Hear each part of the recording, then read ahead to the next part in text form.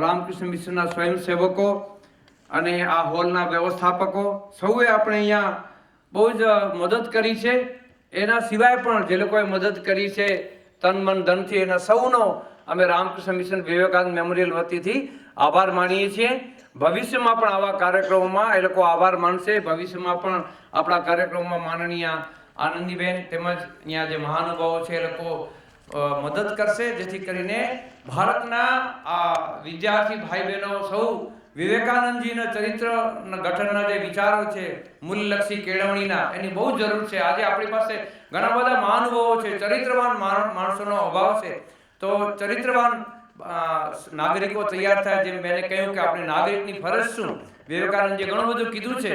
તો આ ફરજને આપણે નિભાવીએ, આપણા ગુજરાતને, આપણા ભારત દેશને વિશ્વની હરોળમાં લઈ જઈએ. એના માટે સૌનો આપણે આભાર માની છીએ, જેથી કરીને આપણે અહીંયા ભવિષ્યમાં આપણો કાર્યક્રમમાં આવી શકીએ. નમસ્તે અસ્તુ.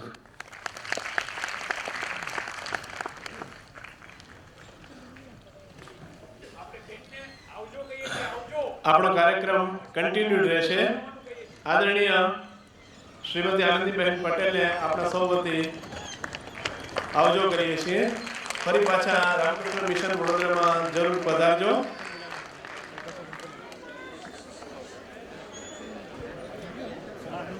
આપ સૌને ધન્યવાદ. આપ સૌ પોતાનું સ્થાન ગ્રહણ કરશો.